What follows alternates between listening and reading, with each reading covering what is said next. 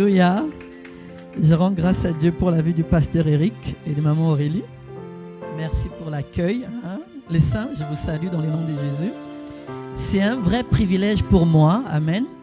Donc quand le pasteur Eric m'a contacté, j'ai dit je vais soumettre ça au Seigneur. Amen.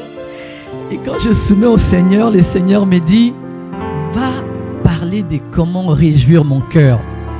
Je me suis dit mais ces messages, il n'y a pas un autre Seigneur. Non, c'est celui-là. Et quand j'arrive ici, je comprends pourquoi. Parce que vous avez une mission, les Gédéons ont mission, de prendre la ville de Noyon. Amen. Et le Seigneur a tout prévu. Il a tout prévu, vous verrez. Il va coordonner les choses. J'ai parlé au pasteur Eric d'un projet que le Seigneur a déposé dans mon cœur. On en reparlera, mais déjà mercredi ou mardi ou mercredi, on commencera un petit partage en ligne. Amen. C'est la suite de mon message. On va devenir pratico-pratique. Et vous verrez comment le Seigneur fera des grandes choses. Amen. Donc merci à vous d'être là. Merci à tous ceux qui sont venus. Disposez vos cœurs, prenez vos carnets. Et là, on va monter. Amen. Je vais prier. Tendre Père, tu fais toutes choses belles en ton temps. Nous ne sommes que des instruments entre tes mains. C'est toi qui nous as choisis et pas l'inverse. Afin qu'on porte beaucoup de fruits et qu'on aille là où tu nous as envoyés. Merci pour cette mission que tu viens de m'accorder. Merci pour l'honneur et le prestige de te servir. Tes enfants n'ont pas quitté la maison pour entendre les frères Elior. Qui suis-je? C'est toi qui as offert ta vie pour nous. C'est toi qui as les paroles de la vie. Utilise-moi comme un simple instrument. Saint-Esprit, passe outre mes limitations pour atteindre les cœurs de tes enfants. Laisse que le Seigneur Jésus soit glorifié aujourd'hui et qu'à la sortie d'aujourd'hui, les doutes qui étaient encore présents dans le cœur de mon frère et de ma sœur soient dissipés. Qu'il sache véritablement qu'il sert un Dieu vivant, qu'il a désigné en tant que Gédéon de sa génération pour faire des exploits pour la gloire de Dieu. C'est dans le nom de Jésus que nous avons ainsi prié. Amen. Merci Seigneur. Dieu est bon, n'est-ce pas? Le Seigneur est bon. Donc le titre de mon message, c'est comment réjouir les cœurs de Dieu. On va lire la parole. Tu connais la parole, mais on va recommencer. Nous sommes dans Luc. Luc 15, c'est la parabole du fils prodigue. Tu connais. Mais on va relire. On va tout relire. Amen. Sortez vos Bibles, on va lire ensemble. Luc 15, 11 à 31. Il dit encore: un homme avait 2 fils. Le plus jeune dit à son père: mon père, donne-moi la part des biens qui doit me revenir. Et le père leur partagea son bien. Peu de jours après, le plus jeune fils, ayant tout ramassé, partit pour un pays éloigné, où il dissipa son bien en vivant dans la débauche. Nous sommes dans Luc 15, amen. Au verset 14, la Bible dit: lorsqu'il eut tout dépensé, une grande famine survint dans ces pays, et il commença à se trouver dans les besoins. Il alla se mettre au service d'un des habitants du pays, qu'il envoya dans ses champs garder les pourceaux. Il aurait bien voulu se rassasier des carouges que mangeaient les pourceaux, mais personne ne lui en donnait. Étant rentrant en lui-même, il s'est dit: combien de mercenaires chez mon père ont du pain en abondance, et moi ici, je meurs de faim. Je me lèverai, j'irai vers mon père, et je lui dirai: mon père, j'ai péché contre le ciel et contre toi. Je ne suis plus digne d'être appelé ton fils. Traite-moi comme l'un de tes mercenaires. Et il s'éleva et alla vers son père. Comme il était encore loin, son père le vit et fut ému de compassion. Il courut se jeter à son cou et le baisa. Le fils lui dit: mon père, j'ai péché contre toi et contre le ciel. J'ai péché contre le ciel et contre toi. Je ne suis plus digne d'être appelé ton fils. Mais le père dit à ses serviteurs, apportez vite la plus belle robe et l'en revêtez. Mettez-lui un anneau au doigt et des souliers aux pieds. Emmenez le veau gras et tuez-le. Mangeons et réjouissons-nous. Car mon fils que voici était mort et il est revenu à la vie. Il était perdu et il est retrouvé. Et ils commencèrent à se réjouir. On va s'arrêter là. Amen. Alléluia. Tu connais cette parole, n'est-ce pas? C'est l'histoire de ta vie et ma vie avant de venir à Christ. Depuis la rébellion d'Adam, nous étions comme des enfants rebelles. Nous avons quitté la maison de notre papa. Amen. Dieu nous avait créés pour lui. Nous étions supposés être son tabernacle. Il vivait en nous. Amen. Mais à cause de ce que j'appelle vraiment la mutinerie, parce que c'était plus que la rébellion là, les gars voyaient Dieu en personne, mais il s'est quand même rébellé. À cause de cette mutinerie, l'Esprit de Dieu s'est retiré. Amen. Nous étions comme cet enfant, cet fils prodigue, qui avait tout à la maison. Tout. Amen. Mais au lieu de ça, il ne se sentait pas bien dans la maison de son papa. On était partis dans la rébellion. Et parce que notre cœur a été créé pour Dieu, peu importe ce que nous faisions dehors, nous n'avions jamais la paix. N'est-ce pas? Certains ont accumulé des diplômes, d'autres des copains et copines, d'autres ont couru après l'argent, d'autres se sont dit, si je cours après une médaille d'or olympique, ça donnera un sens à ma vie. Et la même nuit, il a reçu sa médaille d'or là. On l'a surpris avec les prostituées. Il y avait toujours un vide dans son cœur. Pourquoi? Parce que le cœur de l'homme avait été créé pour Dieu. Tant et aussi longtemps qu'il n'y a pas encore Dieu dans son cœur, malheureusement, il y a toujours un vide en nous. Amen. Et c'est comme ça que nous étions dans le monde. Puis un jour, par sa grâce et sa miséricorde, toi et moi avons été sauvés, n'est-ce pas? Nous avons été attirés dans les royaumes de son Fils. Et nous avons répondu oui, c'est une responsabilité. C'est un choix. Amen. Dieu met devant nous la vie et la mort. Et on a choisi la vie. Ça nous a permis à toi et moi aujourd'hui de faire partie de rachetés du royaume des cieux. Amen. Nous sommes des rachetés. Et ça a été rendu possible à cause du sacrifice du Seigneur Jésus. Il a offert sa vie à la croix. Mais il n'y a pas que la croix. Alléluia. Suivez-moi très bien aujourd'hui. Amen. Le Seigneur Jésus n'est pas venu uniquement pour la croix. La croix, c'était le premier arrêt pour te réconcilier, toi et moi, avec Dieu. Amen. Mais la mission, c'était de nous ramener à la position qu'on avait auprès du Père, à la droite du Père avec lui, assis à la droite, en train de régner. Beaucoup de chrétiens chantent la croix, c'est bien. Mais la croix, c'était le lieu de notre défaite. C'était le lieu où le sang de Jésus est venu juste nous réconcilier. Dieu veut qu'on règne avec son Fils. Ici-bas. Ici-bas. Alléluia. Alors ces sacrifices, quand le Seigneur l'a fait, quand il a été enseveli, quand il est ressuscité et qu'il est monté aux cieux et qu'il est assis à la droite du Père, le livre d'Éphésiens dit que nous sommes assis avec lui dans les lieux célestes. Amen. Et avant de remonter, il nous a donné une mission. Amen. Il nous a donné une mission. Mais avant de parler de la mission, laisse-moi te rappeler quelque chose. Pourquoi le titre de ces textes? Pourquoi les titres de notre partage? Comment réjouir les cœurs du Père? Parce que tu dois savoir une chose. Quand le Père a offert la vie de son propre Fils, ici-bas, amen, c'était véritablement comme le Père du Fils prodigue. Il attendait après chacun de nous. Et il continue d'attendre après chacune de ses créatures. Nulle part dans la Bible on parle de cœur de Dieu qui se réjouit. Uniquement quand il y a repentance.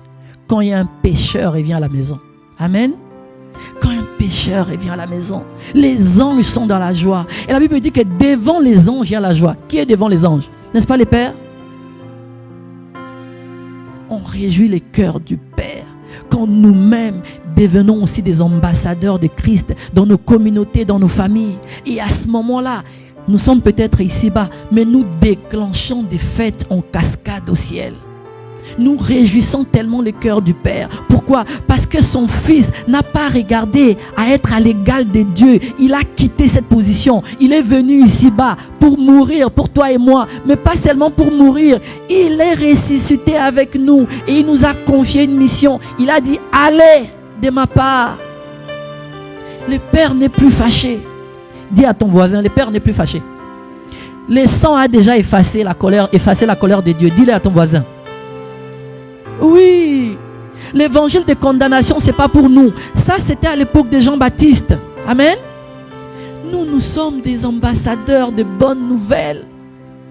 Partout, Dieu nous invite à être des messagers, des Gédéons en mission.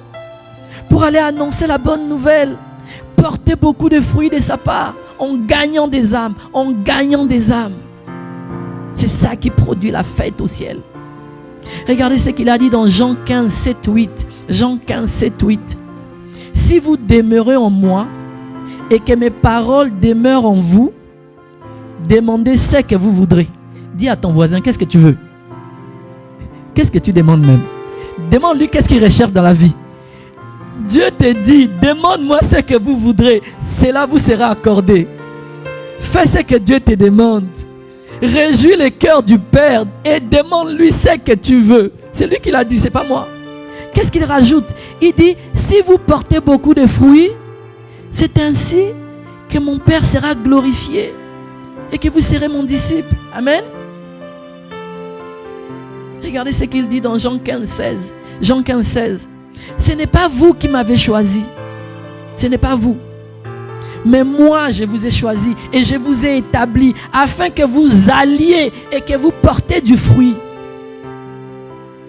Alléluia. Dieu t'attend, toi et moi, sur le terrain. C'est ça qui réjouit le cœur du Père. Dans les mêmes versets plus haut, tu les connais. On va descendre rapidement. Dans Jean 15 que nous venons de lire. Verset 3. Le Seigneur dit, quel homme d'entre vous, s'il a 100 brebis et qu'il en perde une, ne laisse les 99 autres dans les déserts pour aller après celle qui est perdue, jusqu'à ce qu'il la retrouve. Et lorsqu'il l'a retrouvée, il la met avec joie sur ses épaules. Et de retour à la maison, il appelle ses amis et ses voisins et leur dit, réjouissez-vous avec moi, car j'ai retrouvé ma brebis qui était perdue. De même, je vous le dis, il y aura plus de joie dans le ciel pour un seul pécheur qui se répand que pour 99 justes qui n'ont pas besoin de repentance. Nous sommes dans Jean 15, 3 à 10. Alléluia. Dis à ton voisin, il faut réjouir le cœur du Père. Décide de réjouir le cœur du Père. Amen. Tu vas provoquer la joie au ciel tout le temps. Et si tu réjouis le cœur du Père, tu imagines ton retour? Laisse-moi mettre les choses en contexte. N'est-ce pas qu'on nous a appris, nous les hommes, Pasteur Eric? On nous dit qu'il faut être gentil avec sa femme dès le matin. On nous a appris ça, non? Il faut être affectueux, attentionné. Envoie-lui des messages, mon frère, n'est-ce pas? Envoie-lui des messages, fais-lui des cadeaux. Ne sois pas un homme brutal qui vient seulement la nuit exiger des choses. Commence à la gâter depuis le matin. Et quand elle est remplie de joie là, la soirée va bien se passer. On nous a dit ça, oui ou non? Amen. Pareil pour les hommes, c'est pareil aussi pour les femmes. Un homme a comme besoin principal le respect. Un homme être respecté, honoré. Amen. Quand on lui obéit. Quand une femme obéit à son mari en public ou en privé, il peut t'acheter une deuxième maison, je te promets. Parce que c'est un besoin. Amen. Qu'est-ce que je suis en train de vous dire? C'est que si tu fais la joie d'un homme ici-bas, un humain, ça fait déjà la différence. Même chose au travail. Bon, on ne parle pas de devenir oui non plus. Hein? Tu as quand même les discernements. Tu ne vas pas faire tout ce que ton boss te demande. Mais quand tu obéis à ton boss, tu arrives à l'heure, n'est-ce pas? Ça réjouit tellement le cœur de ton boss. Il est prêt tout le temps à t'accorder la promotion, oui ou non? Même dans la maison de Dieu. Je vais vous expliquer. Vous le savez déjà, ces principes. Quand on soulage son pasteur, quand on porte les fardeaux de son pasteur, quand on réjouit son cœur, qu'est-ce que Dieu fait? N'est-ce pas qu'il prend la grâce qui est sur le pasteur pour déposer sur toi? Pour confirmer. Parce que tu as réjoui le cœur de ton pasteur. Amen. Papa Isaac nous a enseigné ces principes. Lui qui était riche, qui avait tous les moyens, tous les bétails, petits et grands. Pourquoi pour bénir son propre enfant, il fallait qu'on lui trouve un gibier, qu'on les prépare pour qu'il mange? Parce que je vais t'expliquer quelque chose. Je peux te bénir, je peux t'imposer les mains. Mais si toi, tu me fais un cadeau spécial avant que j'ai pris pour toi, la bénédiction qui sortira de moi sera plus puissante. Alléluia. C'est une vérité spirituelle. Il a dit, femme, tu es un gibier. Prépare-le, apporte-le, je vais manger. Quand mon âme sera dans la joie, je vais prier pour toi. Amen. Rebecca, femme sage pour certains, femme rusée pour d'autres, avait entendu la conversation. Amen. Elle avait entendu aussi la prophétie qui disait que le plus petit serait plus grand. Et c'est là qu'elle est allée parler à Jacob. Vous connaissez l'histoire, n'est-ce pas? Mais mon point ici est que, en réjouissant le cœur de son papa, même si ce n'était pas du gibier, finalement c'était un animal là, hein, tué quelque part là à côté, mais ça a été suffisant pour réjouir le cœur du papa. Et il a pu bénir Jacob. Amen. Maintenant, essaye d'imaginer. Quand tu réjouis le cœur du Père, jour après jour, en gagnant des âmes. Si les humains sont capables de te faire des faveurs, qui te réjouissent aussi en retour, hein? On est d'accord, n'est-ce pas? Quand il y a un couple solide où l'homme et la femme se font plaisir, les couples deviennent de plus en plus solides, n'est-ce pas? Chacun sort avec 100 € dans ses poches. Au lieu d'acheter son propre cadeau, il préférera gâter l'autre. N'est-ce pas? Tu provoques la joie chez l'autre et l'autre aussi provoque la joie. Et le couple essaie de se renforcer. Oui ou non? Maintenant, essaye d'imaginer, toi tu es ici bas. On dit que ta ville est perdue, soi-disant. Tu es dans le noyon. Mais chaque jour quand tu sors le matin, tu dis, aujourd'hui je vais réjouir le cœur de mon Père. Aujourd'hui encore. Non, je ne vais pas passer 8 heures de ma journée dehors sans annoncer la bonne nouvelle. Parce que je sais que quand je gagne une âme, oh, Dieu m'aime. Mais la Bible dit qu'il a plus de joie quand un pécheur revient à la maison. Comment je peux réjouir le cœur de mon papa? Il n'a pas hésité à prendre son propre fils, le livrer pour moi. S'il te plaît, quand j'étais encore pécheur. Mettons en contexte. Dans la vraie vie, on dit souvent, mon frère, rappelle-moi ton nom. Si Gérard devient gentil avec moi, moi aussi je deviendrai gentil avec lui. Il n'est pas gentil. C'est ça qu'on dit, non? Comme il n'est pas encore gentil, moi aussi je le boude, oui ou non? Essaye d'imaginer ton papa, il t'aimait tellement que toi et moi n'étions encore dans la fornication. Mais son fils est venu mourir pour toi et moi. Par amour. Et tout ce qu'il te demande, toi et moi, d'aller porter du fruit, d'annoncer la bonne nouvelle, que Dieu n'est plus fâché contre les hommes. Amen. Comme les papas du fils prodigue. Tout le monde aurait pensé qu'il a dilapidé ses biens. Mais la Bible dit que son papa guettait son retour tous les jours. Mon frère, ma soeur, je dis à une personne ici, quand tu succombes au péché, le meilleur endroit où se réfugier, c'est chez Dieu. Pas loin. Ne quitte pas l'église. Amen. Dieu vit en toi. Si tu étais disqualifié ou disqualifiable, son fils ne viendrait pas vivre en toi. C'est toi qui vois ton péché. Lui, quand il te regarde, il voit son fils. Mais tu l'attristes si tu restes avec tout cet héritage en toi sans réjouir son cœur. Essaye d'imaginer. Regarde, vous allez à des fêtes, non? Maintenant que je vous en parle, observez les couples autour de vous. Il y a des couples qui ne se parlent pas. Ça veut dire capacité de réjouissance est tombée à -0. Je vous dis. Amen.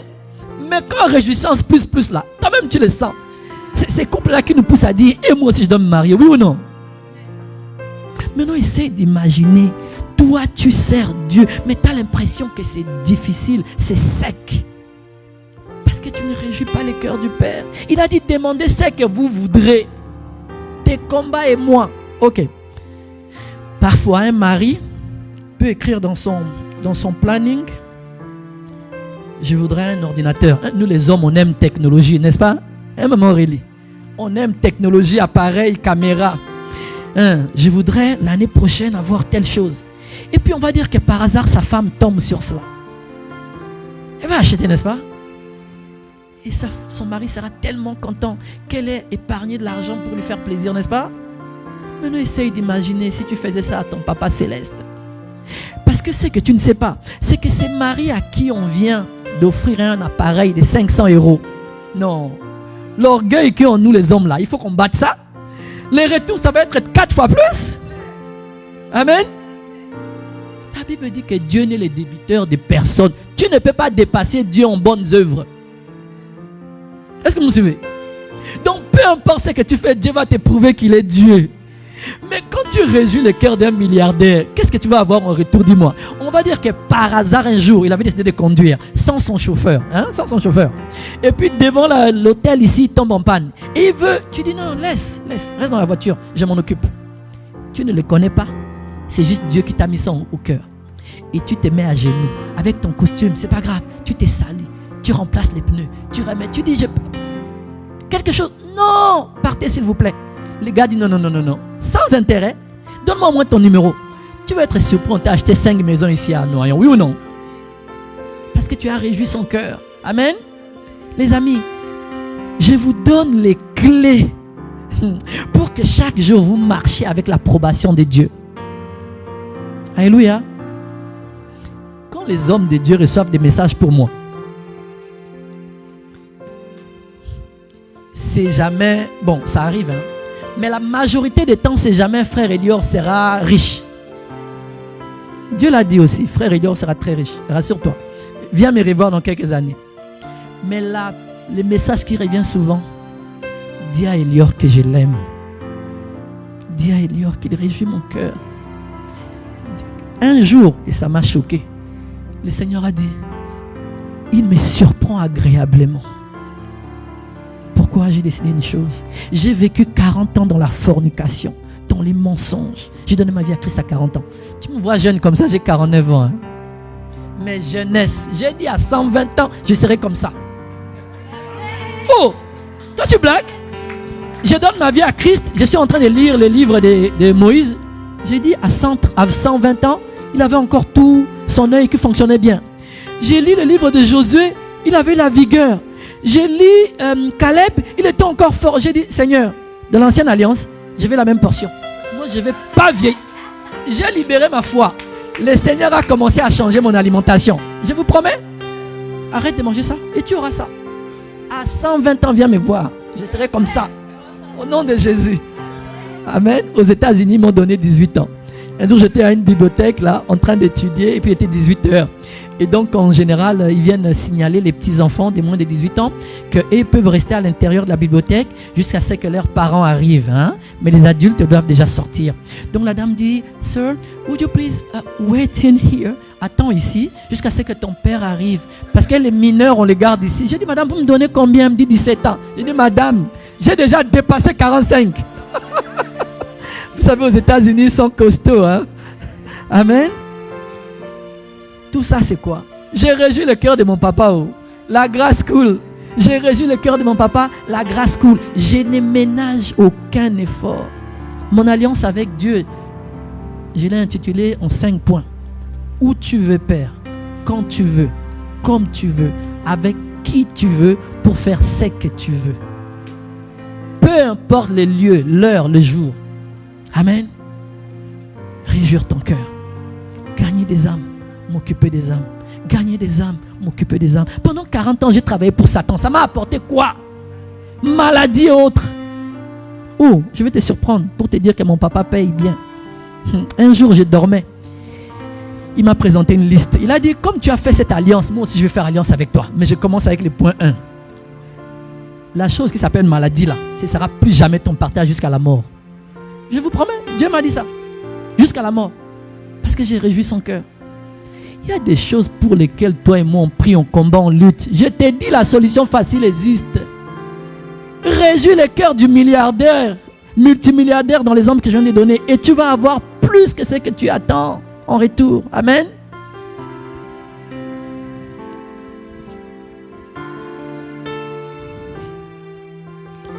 Nous sommes, pour la plupart d'entre nous, comme des gens qui étions, on était dans un trou.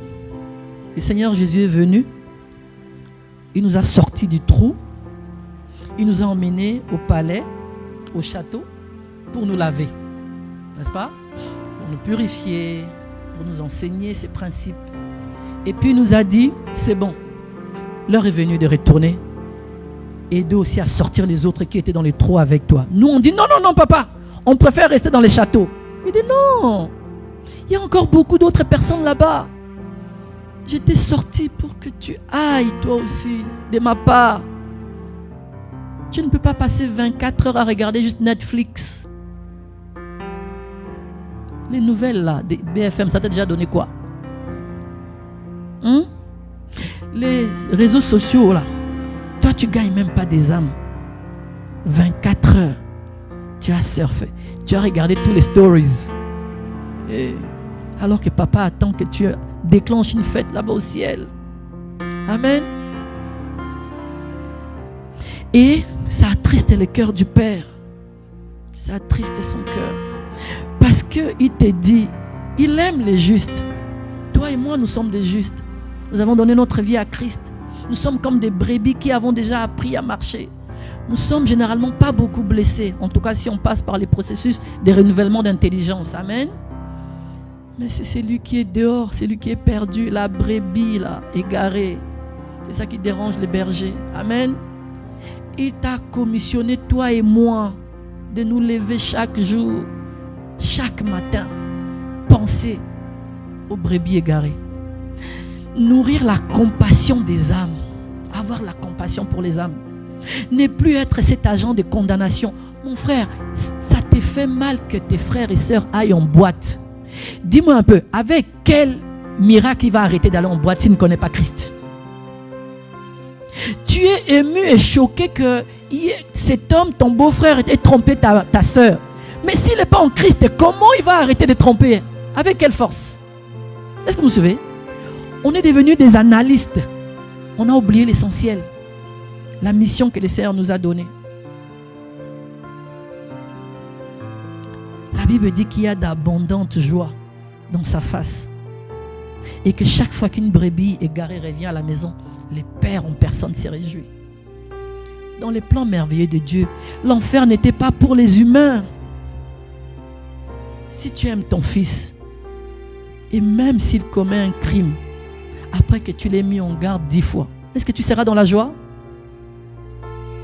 Chaque fois qu'un enfant de Dieu va en enfer, le Créateur est attristé.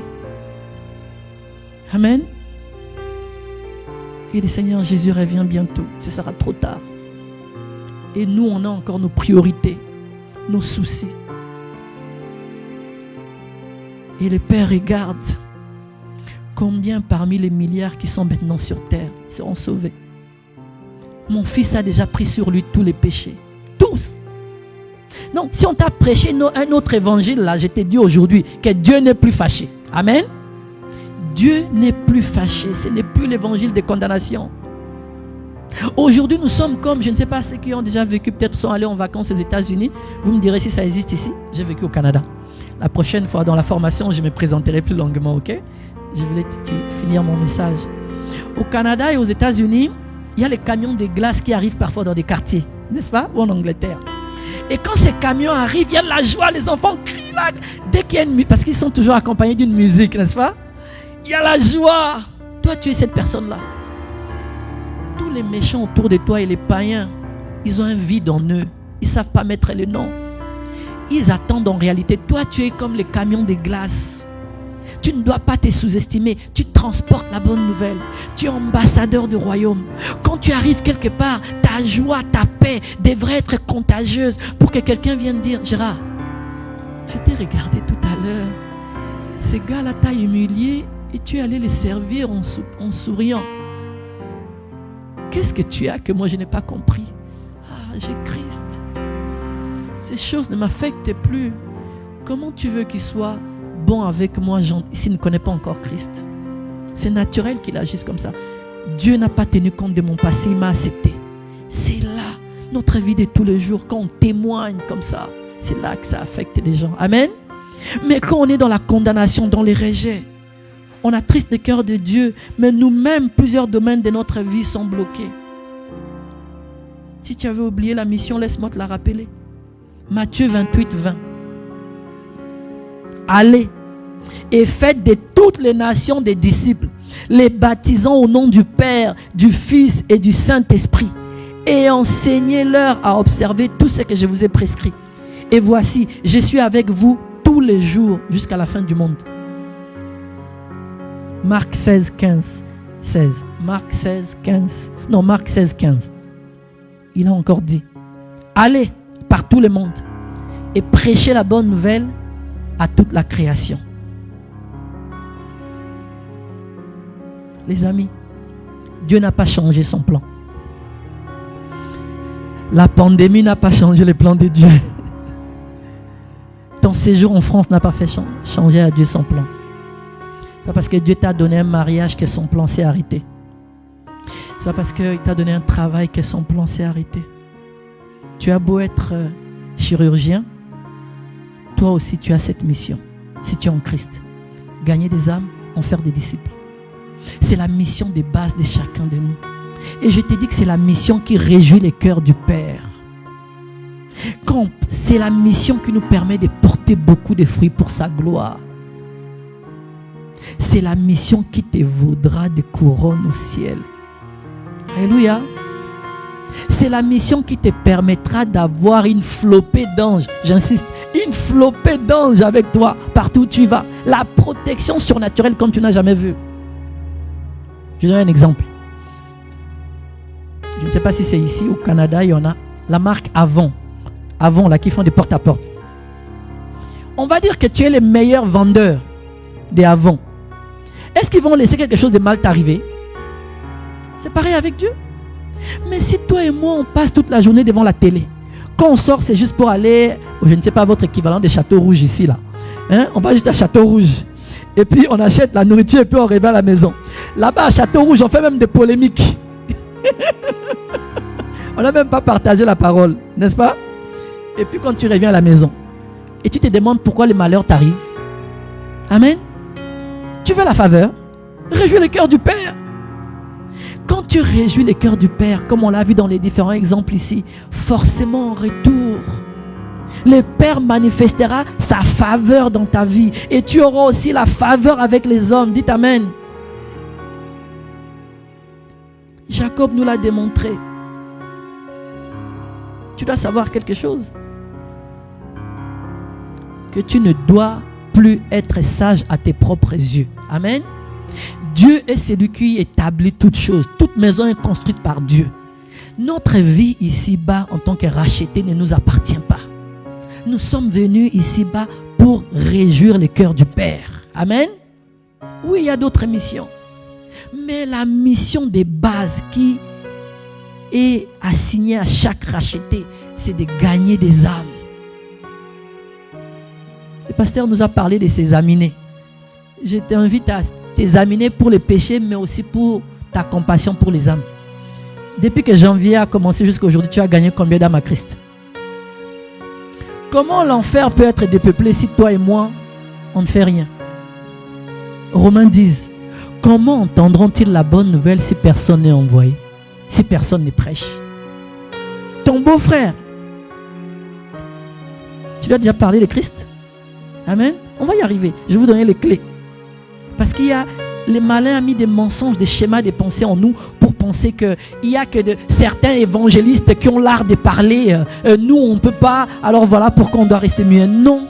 Ce serait injuste de la part de Dieu de te demander d'accomplir une mission si tu n'as pas équipé. Dites Amen. Est-ce qu'on peut te demander d'être informaticien quelque part sans te former? Tu ne peux pas te demander de réjouir son cœur si tu n'as pas d'abord équipé. Amen. Tu as l'équipement. Personne ne se tiendra devant le trône de Dieu. Bon, nous on sera devant les trônes blancs. Nous on sera pas au jugement dernier. Nous on ira au tribunal des récompenses. Amen. Je voudrais te calmer. Toi et moi, on va aller au tribunal des récompenses de Christ. C'est là où on nous donnera des récompenses. Amen. Les autres vont aller au jugement dernier. Eux, ils vont aller en enfer. Mais toi et moi, on passera devant le tribunal de Christ, où on remettra à certains les couronnes. Et toi, si tu n'as rien fait ici, tu vas rester loin. Quand on va revenir pour les 1000 ans là, on saura qui est qui a travaillé pour Dieu et qui n'a pas travaillé pour Dieu. D'autres auront des couronnes, des vêtements de gloire, des vêtements de justice. Toi, tu seras peut-être même... Bon, on va te donner un petit bikini juste pour te couvrir peut-être ici. Mais tu es vide, tu n'as pas fait le travail que Dieu attendait de toi. Amen. On doit réjouir le cœur du Père. Paul a pu dire qu'il a achevé sa course. Une couronne lui échue. Amen. Il a combattu les bons combats, le combat de la foi. Il a dit, si je ne prêche pas l'évangile, la nécessité lui a été imposée. Elle nous a imposé aussi. Parce que nous vivons parmi les païens. Tu es à Noyon pour un but, mon frère, ma soeur. Le Dieu des cieux ne t'a pas fait quitter ton pays pour venir ici à Noyon juste pour aller au travail. 70 ans, c'est tout le temps que tu travailleras. Mais l'éternité t'attend. Alléluia. Tous les combats que tu as dans la vie, là, Dieu te donne la solution. Matthieu 6, 33. Cherchez. Et ça. Et tout le reste. Je te donne sa justice. La manière de faire de Dieu ici, là. C'est ça. Amen. Ce n'est pas vous qui m'avez choisi. C'est moi. Pour que vous alliez. Et que vous portiez beaucoup de fruits. Amen. Deviens gagneur d'âme. Quand je reviendrai ici, le pasteur me dira, non mais tu te rappelles du frère là? Ah, il est à son 4e magasin. Je vous promets. Dieu bénit. Oh. Amen. Réjouis le cœur de Dieu, tu verras comment Dieu bénit. Quand tu gagnes des âmes, tu réjouis le cœur du Père. Tu es bien aligné pour des multiples bénédictions. Tu seras toujours bien placé. Essaye d'imaginer, tu vas quelque part au magasin et on dit, on fait la queue. Et puis, parce que toi, hein, tu es très bon avec les gérants, tu es très gentil avec les gérants. Lui, il vient chaque fois te dire, toi tu ne fais pas la queue, viens passer ici devant. C'est ça qui va t'arriver? Non, on va dire aux gens, en général, il faut jeûner et prier. Non, toi tu vas passer tout le temps la porte d'à côté. Parce que tu réjouis le cœur du Père. Alléluia. Sophonie 3.1. Sophonie 3.1. L'Éternel, ton Dieu, est au milieu de toi un héros qui sauve. Il fera de toi sa plus grande joie. Il gardera le silence dans son amour. Puis il se réjouira à grands cris à ton sujet si tu fais sa volonté. Amen. Et la volonté de Dieu est que tout le monde soit sauvé. Alléluia.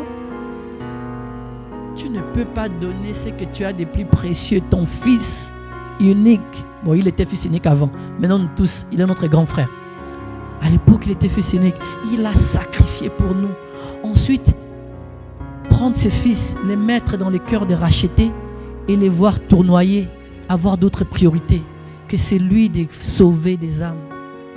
Amen. Tu dois t'examiner, mon frère, ma soeur.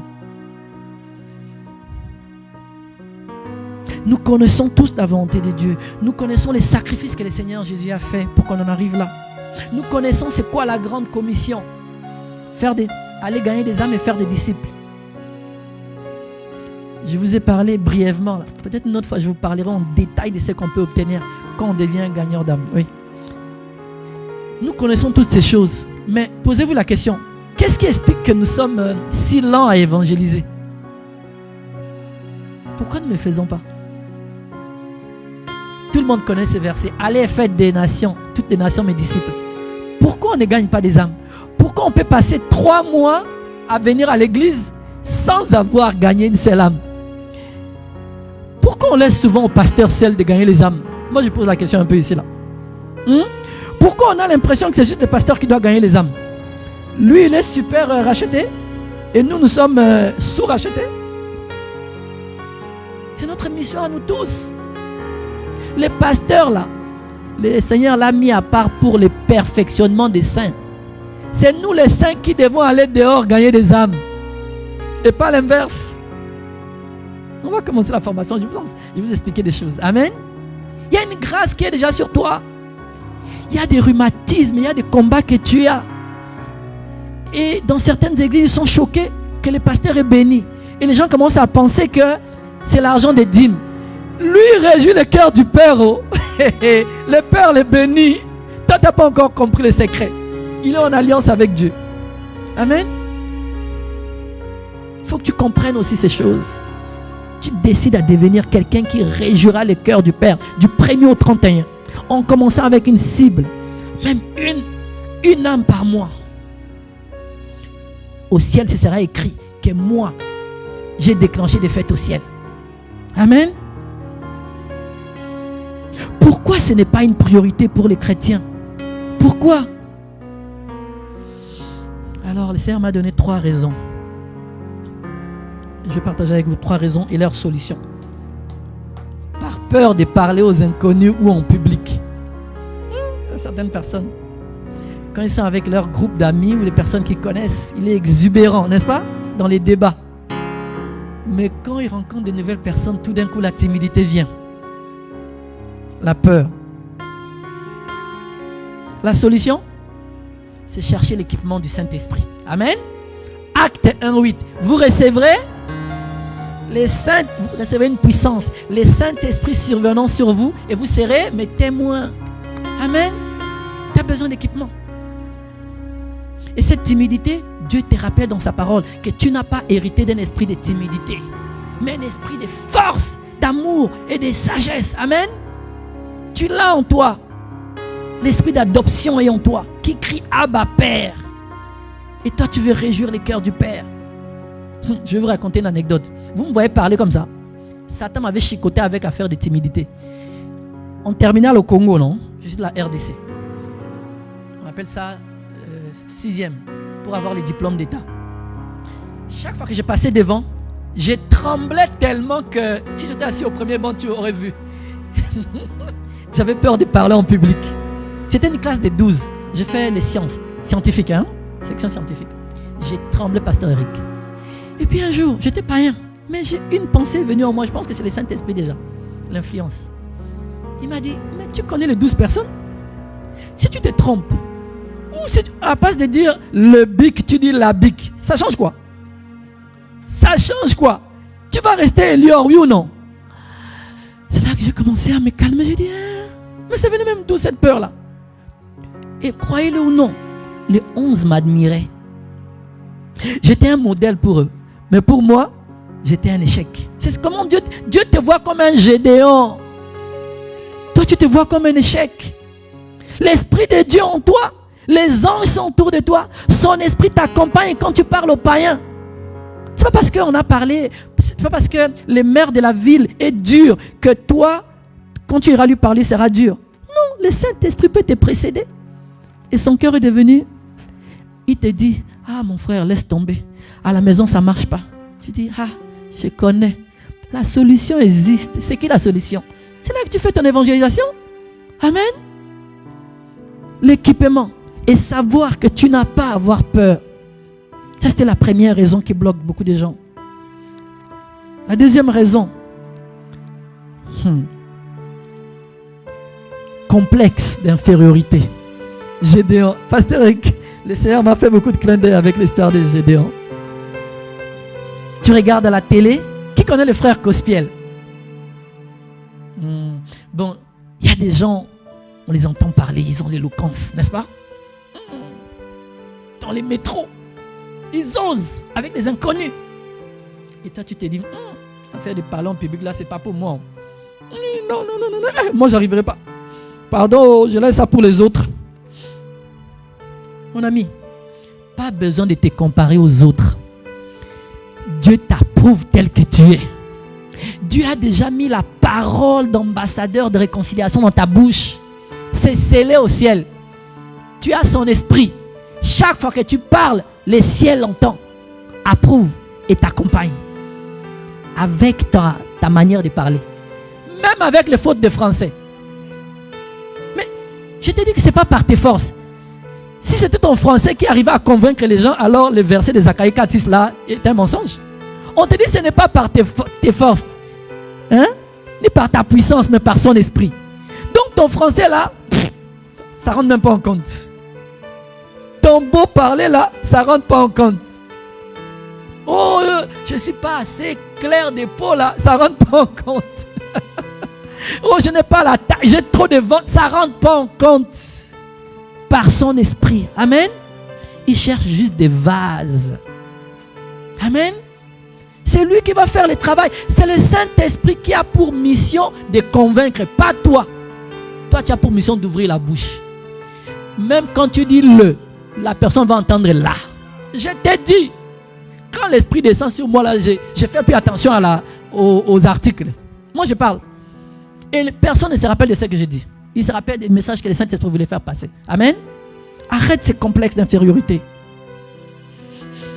Ephésiens 2:10. Car nous sommes son ouvrage. Ephésiens 2:10. Car nous sommes son ouvrage, ayant été créés en Jésus-Christ pour de bonnes œuvres que Dieu a préparées d'avance afin que nous les pratiquions. Déjà préparé, mon frère. En fait, toi, tu vas juste prendre l'ordre de mission. Où? Cette semaine, nous allons. La semaine prochaine, où? L'équipement est déjà là. Si tu n'as pas encore reçu le baptême du Saint-Esprit, tu peux le recevoir aujourd'hui. Est-ce qu'il y a des gens qui n'ont pas encore reçu le baptême du Saint-Esprit? Ok. Gloire à Dieu si tout le monde là.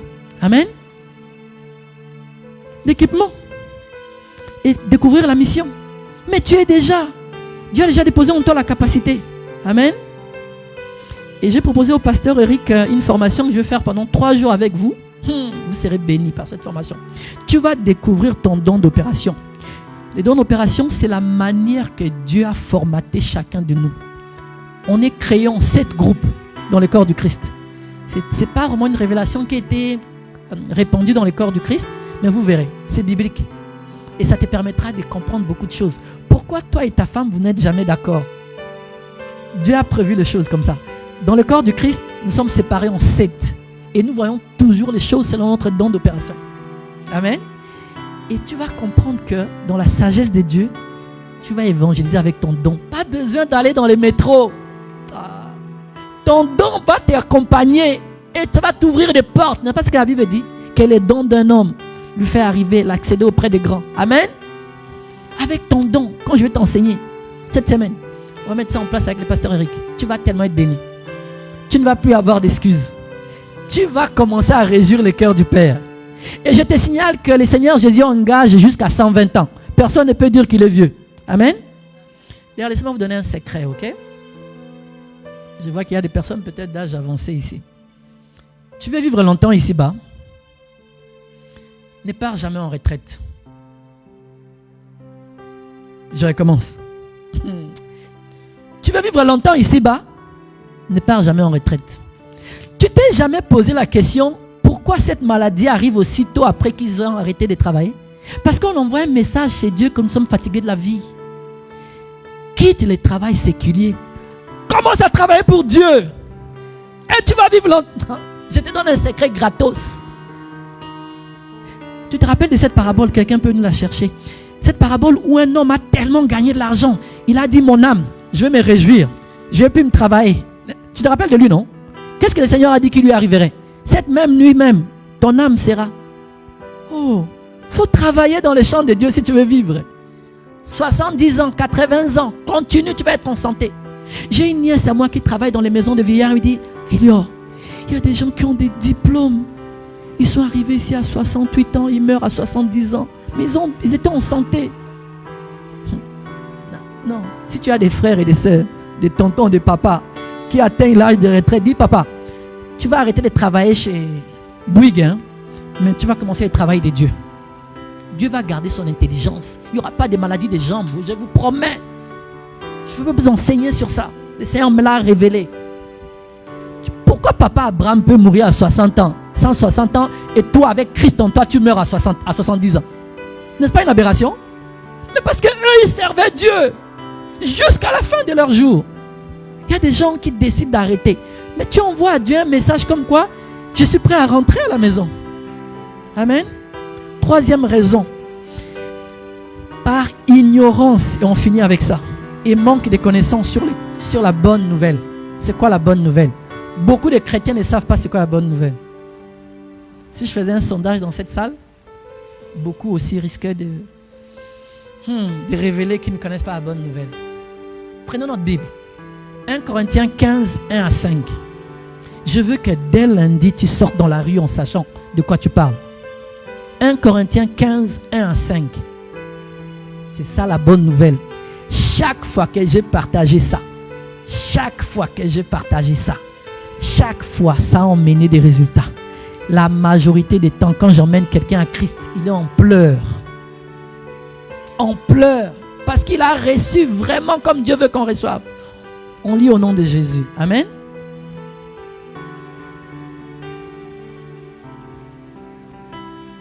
Je vous rappelle, frères, l'évangile que je vous ai annoncé, que vous avez reçu, dans lequel vous avez persévéré et par lequel vous êtes sauvés. Si vous les retenez tels que je vous l'ai annoncé, Paul met 6 précautions. Je recommence. L'évangile que je vous ai annoncé, dans lesquels vous avez persévéré, par lesquels vous êtes sauvés. Si vous les retenez tels que je vous l'ai annoncé, autrement, qu'est-ce qu'il dit? Vous aurez cru en vain. Vous imaginez? Alors toi, tu pensais que aller dehors là c'était uniquement pour ton témoignage. C'est bien les témoignages, mais ça ne remplace pas l'évangile. Les témoignages doivent t'aider à emmener l'évangile ou t'emmener à soutenir l'évangile que tu as déjà. Amen. Ça n'amène pas quelqu'un à Christ. Beaucoup de personnes que nous, toi et moi, on avait emmené à Christ avec notre témoignage, ce sont eux qui continuent de faire des dégâts là-bas à l'église. Ils ne sont pas encore donné leur vie à Christ. Alléluia. Ils doivent quoi? Ils doivent croire en cet évangile. C'est quoi l'évangile? On va au point 3. Je vous ai enseigné avant tout. 1. Comment je l'ai reçu? 1. Que Christ est mort pour nos péchés. Voilà les premiers points de l'évangile que tu dois savoir. 2. Qu'il a été enseveli. 3. Qu'il est ressuscité le 3e jour. Voilà l'évangile. Et il termine en disant, et c'est après qu'il est apparu à Céphas. Pour nous dire ceci, l'écriture a autorité plus que les témoignages. Combien de fois il dit l'écriture? Il dit, je vous ai enseigné avant tout comme je l'avais reçu, que Christ est mort pour nos péchés, selon les Écritures, qu'il a été enseveli, qu'il est ressuscité le 3e jour, selon les Écritures. Pas selon ses faces, pas selon mon témoignage. Alléluia. C'est quoi l'évangile? 1. Christ est mort pour tous nos péchés. 2. Christ a été enseveli. 3. Christ est ressuscité d'entre les morts. Frère Elior, qu'est-ce que j'ai fait quand j'ai rencontré un frère dans la rue? Dis-lui, mon frère, est-ce que tu expérimentes la joie? Il va te dire non. Est-ce que tu as la paix? La majorité ici en France prennent des antidépresseurs. Dieu dit, moi je connais la personne qui donne ces choses gratuitement. C'est quoi la condition? Crois. En quoi? En ces 3 choses. Christ est mort pour tous tes péchés, quel qu'il soit. Christ est enseveli. Christ est ressuscité d'entre les morts au 3e jour. S'il dit je crois, il a fait 50% des chemins. Les restes, c'est quoi? Romains 10, 9, 10. Celui qui confesse Christ de sa bouche, il est sauvé.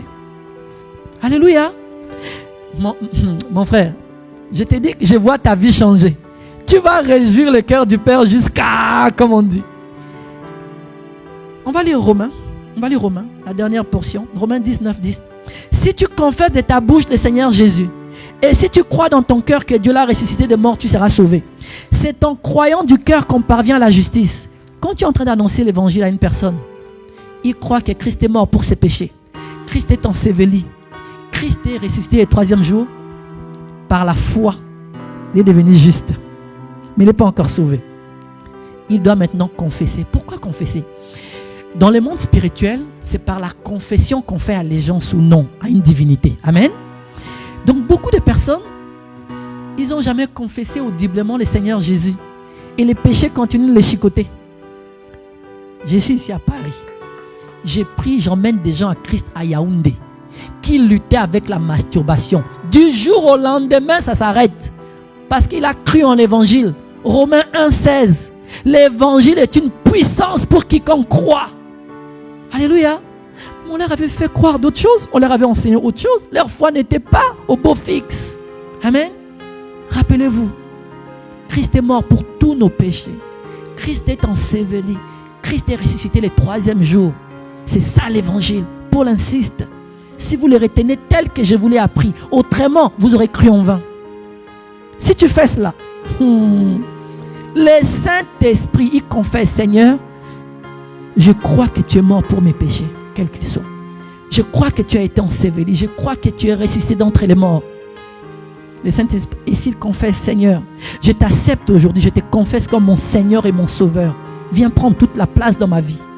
Le Saint-Esprit viendra rendre témoignage dans son cœur. Romains 8,16. Fais-le, tu verras mon frère, ma soeur. Tu réjouiras le cœur de Père et tu emmèneras la transformation dans la vie de plusieurs personnes. De manière tangible. Amen. Et ils deviendront des enfants de Dieu. Des enfants de Dieu. Il y aura la fête au ciel. À cause de toi. À cause de toi. Je reprends notre texte de Luc 15. Luc 15.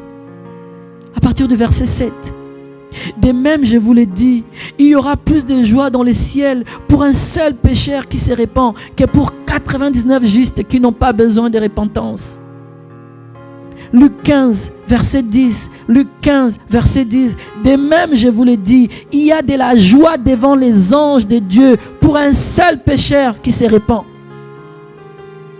Dis avec moi, je décide aujourd'hui de réjouir le cœur du Père.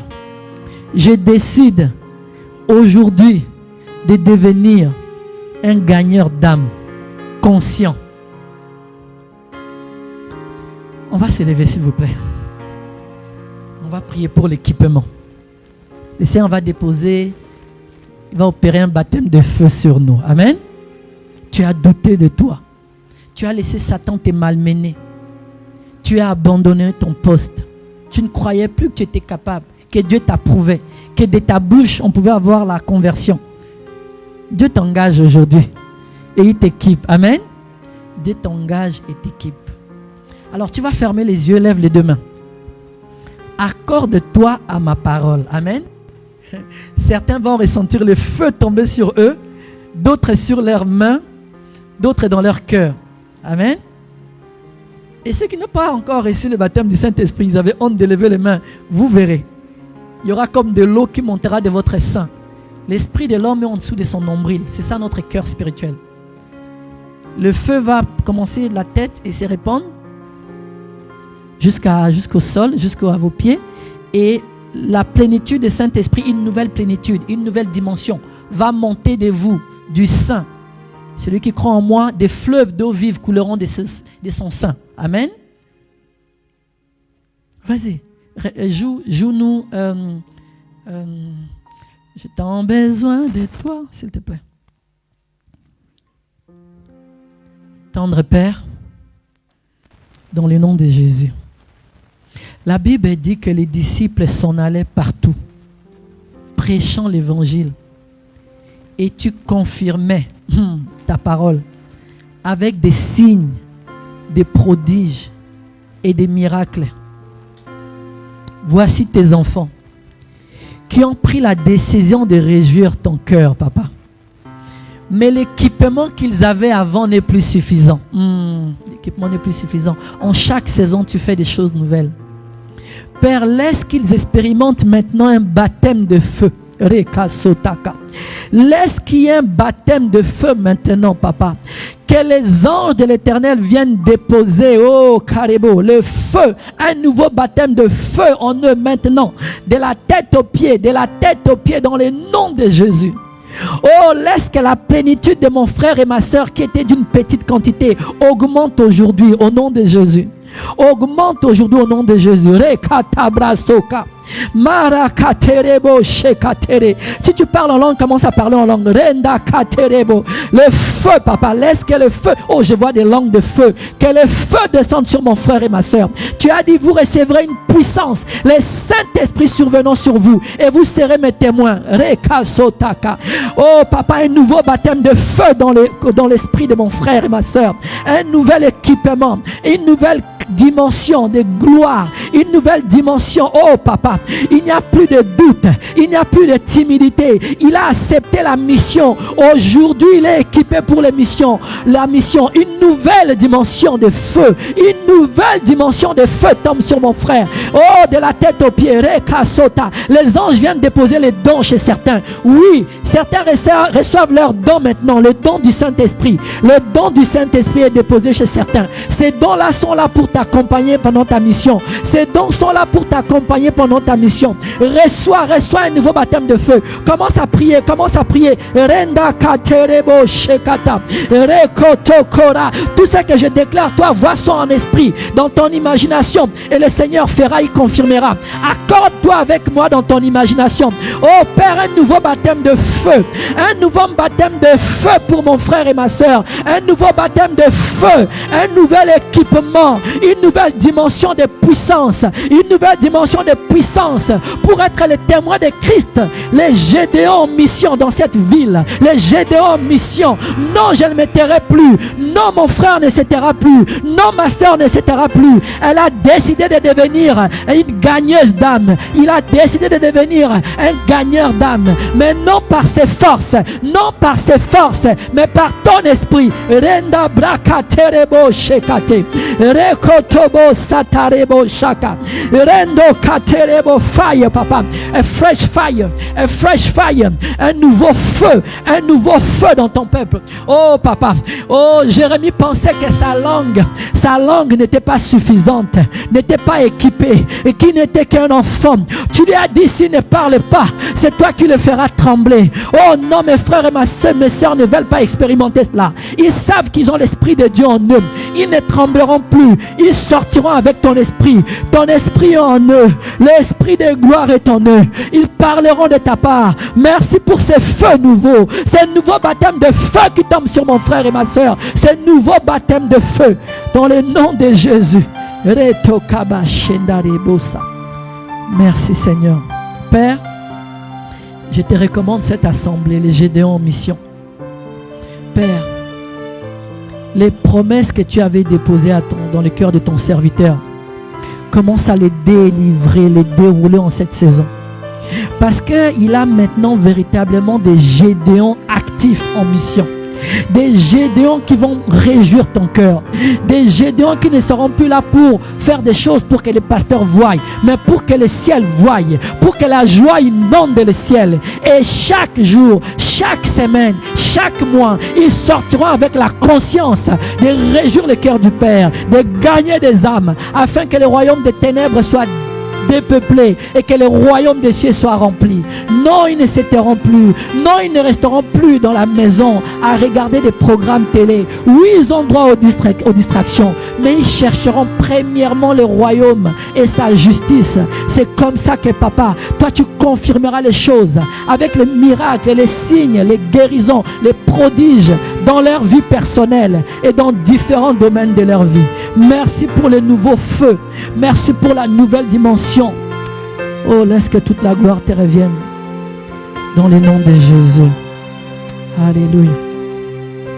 Merci Seigneur, nous avons besoin de toi. Nous avons besoin de toi.